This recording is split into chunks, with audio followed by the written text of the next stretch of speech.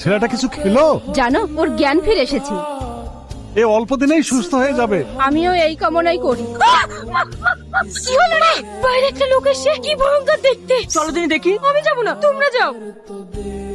Tony, তুই বেঁচে আছিস? এতদিন তুই কোথায় ছিলি? কথায় আছে না, রাখে আল্লাহ মারে কি। তোরা সব ভালো আছিস তো? হ্যাঁ বাপ, আমরা সবাই ভালো আছি। তুমি যে ফিরে এসছো, এতে আমরা সবাই খুশি। জানিস টনি, আমি একটা বড় ভুল কাজ করতে যাচ্ছি। কি ভুল কাজ করতে যাচ্ছিলি? আমার সঙ্গে সালমার বিয়ে ঠিক হয়ে গেছে। 4 দিন পরে আমাদের বিয়ে। এবার তুই চলে এসেছিস, ওই দিনে তোদের দুজনের বিয়ে দিয়ে দেবো। আমি এই বিশ্রী চেহারা নিয়ে ওকে বিয়ে করতে পারবো না। তুই ওকে বিয়ে করিস, ওর সুখেই আমার সুখ। এ কি বলছো বাপ? সালমা তো তোমাকে ভালোবাসে। আমার এই বিশ্রী চেহারা দেখে সালমা ভয়ে পালিয়ে গেল। তাই বলছি, আমার এই বন্ধুর সাথে আপনার মেয়ের বিয়েটা দিয়ে দে, ওরা সুখে থাকবে। কিন্তু কোনো কিন্তু না, আমি সালমার মুখে হাসি দেখতে চাই। ওর বিয়েটা দিয়ে আমি এখান থেকে চলে যাবো। ও যেন কোনোভাবে বুঝতে না পারে আমি টনি।